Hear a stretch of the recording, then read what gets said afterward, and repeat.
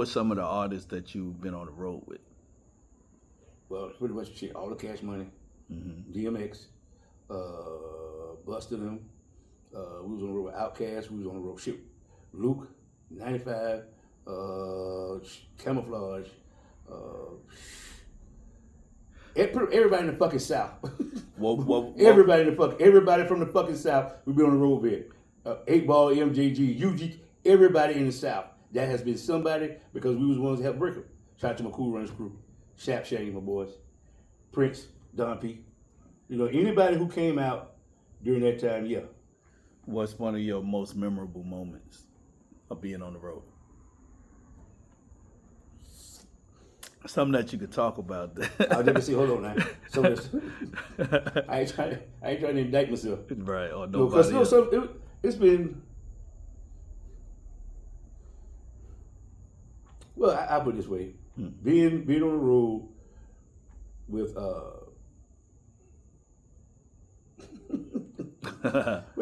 being on the road with 8 Ball and MJG. Let me tell you something. Being on the road with them was wild. We had a ball with them jokers there.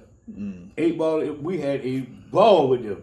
That was a great time because back then we were doing, they call it like the chicken circuit. Right. We was in a lot of small towns, and boy, what them little girls doing, what them back then, little girls we were doing back then, they come in the hotel and all that stuff. It was crazy. It was crazy. But I mean, like I say, during that time, hip hop was still simple. Yeah, well. And it was still getting its footing. Well, especially down south. And down south, but the ones that was hit down south, even JT, oh my gosh. Motherfuckers love JT Money, boy. JT Money. Motherfuckers love JT Money. Now that shout out to JT, boy, shout out to JT. Woo, goodness gracious. And then we hit up with, like I said, with BG and Juvenile. Being with Juvenile, Wacko, and Skip on the road, it was just, you know, because at that time, a lot of places that we went, we had to become known by our faces, and they knew Cool Runners or whatever. So we would go places, and it was already waiting for us. You know, y'all come over here, y'all know y'all got a meal over here. You want to come eat, and y'all come hang out over here. It was always a great time. Every time we hit the road was a good time. You know, we done had time when the promoter done try some shit, so we had to try some shit. We done had places where motherfuckers thought they was bigger than us, so we had to show we was the big boys. So it's been like that.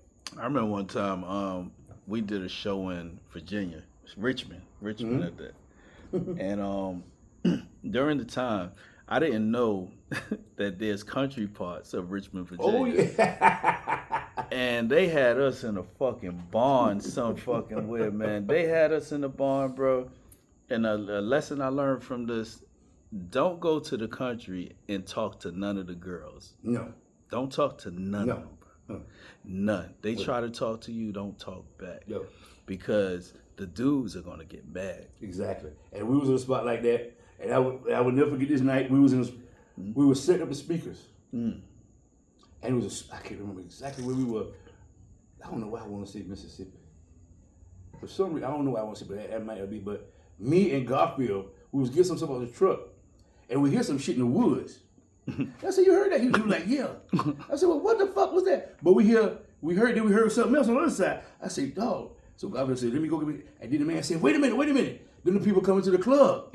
Right. We're like, wait a minute, they coming through the woods? Yeah, they coming through the These woods. bitches walking through the woods. Right. We're like, what the fuck is going on? These bitches gonna get shot the fuck up. We were like, God. And they literally coming walking through the woods. Right. And I'm like, damn. Now, a lot of my family live in the woods in South Carolina. Right.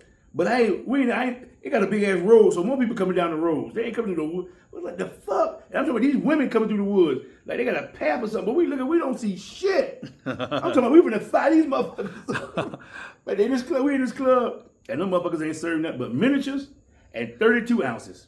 Wow. And what you just said brought it back to my mind was that don't mess with them. Them girls. I can't remember who it was. I think it was one of the twins that was with us. Started talking to a girl, and the motherfucker got mad. They got mad. And them motherfuckers started throwing 32-ounce bottles. They throw it through. We hide behind. We trying to get equipment. What the fuck? These motherfuckers throwing bottles. There was no shit till the owner came in there. He got it broke everything up. And that shit fucked the whole party up. We were like, man, these motherfuckers. I'm talking about 32-ounce OE, slit smoke, all kind of shit back there. Like, this motherfucker's crazy, man. That shit is scary. 2:00 in the morning, man. Yeah, You don't know where you don't know at.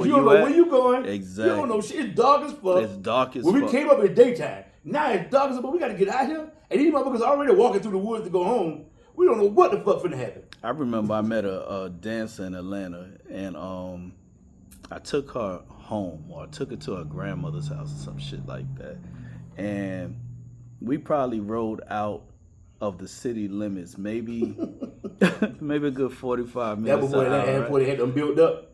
That before they built up. This was in the early 90s. Yeah, this way back. This was early 90s. Yeah, Atlanta wasn't always Atlanta. What people think. Atlanta wasn't. No, it wasn't. It was very small. Boy, we rode somewhere. It was so motherfucking dark. I couldn't see nothing in front of me. I'm talking about you couldn't see your hand in front of you. Oh, you all right? Just keep going. And she knew exactly what she was going, like you know, like a scout. It was a big ass boulder in the road, not a rock. This shit was bigger than me, you. This shit was bigger than this building. She told me to turn by the boulder, and the house was right there. And shout out to my country folk, man. Look, I'm not. Shout out to the country. Shout out to all my black people in the country, in the woods, all that. We love all y'all, man. Yeah, coming from the city, it just it was just different experiences. It is. It is. That shit is wild, but like I say, it's a time you ain't gonna never forget. You ain't gonna never forget that. It was dark as hell out there. And you probably go back up there now and they still remember you. They probably do. I was scared. Trust me, I believe you on that. I was scared. And somebody could have ran up on me and they could have had all white on. Yeah. And I wouldn't have saw them. That's what out there recent thing. Because we done been to a place and we done try to stop on Santa Road and that shit still say whites only. And we like, God damn, for real? Is this real? Like you said, like, is this real? Y'all had to be in Mississippi. Is this real? If I would say whites only, no, dog, that's not how it go. Yes, it does. Let's go. Wow. When they say yeah, let's go. We ain't gonna argue with you. Wow, that's crazy. But that's how it was. That's how it was. You know what I'm saying? But like I said, back then, we still going off everybody else. Like what the Temptations went through, what Otis Redding and people and people. I want to say that people that's watching this. We're not dinosaurs, man. How old are you, if you don't mind asking? I just turned 51 last month. He's 51 years old, bro. Yeah. The shit that he's saying, it might sound like he 90 or 150. Nah, this shit still going on. This shit was going on big time. Big time. There was a lot of people who would, don't come in here. We ain't going in there. So we know we was already riding dirty. Speaking of that, where you from? I'm from here in Jacksonville. You from Jacksonville. I asked you that to say this. Since I've been here, I'm originally from New York City, and we got a different type of thing going on up there as far as the racism and things like that. It's a different taste than what goes on down here. Shout out to the underground. Shout out to the underground. Yeah. But down here, I done heard some real disturbing stories about how Jacksonville was, even on the north side. That's the Ocean Way. Ocean Way. That's what it. That's what. Ocean Way. That's why I tell you about that. You Ocean Way. You think you got it? Nah, the motherfucking crackers still over there. Them crackers still over there, and you don't go in the area. They leave them alone. Give me a history. Give me a history on that. Well, I put it like this. It's just like Arlington. Motherfuckers ain't fuck with Arlington until like the mid '80s. Okay. I mean, literally, it was not fucking with Arlington. Arlington always had the Fort Carolina Arms over there, but it was just that spot. And for some, I want to say, I don't think Section 21 was black. I think it was all white.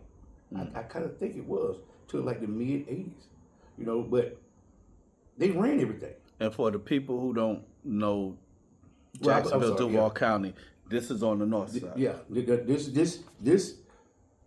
Well, no, we're on the west side over here.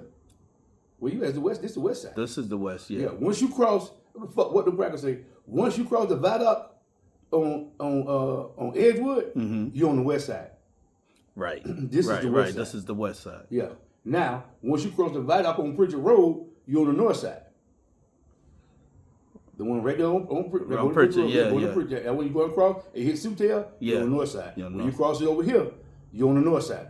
That's how that is. Okay. Once you cross Pearl Street, you're on the east side. On this side of Pearl Street, you're on the north side. The pepper pot is on the north side. So like I said, you cross Pearl Street, you're on the east side. That's how that runs.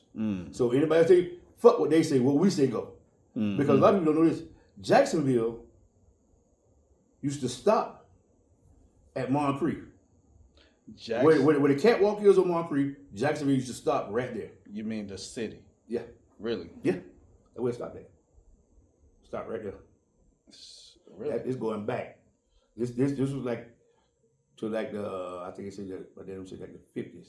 Okay. Like the late 50s. Okay. That's where it stopped at. And then they did that consolidation shit, and that's when they brought everything together.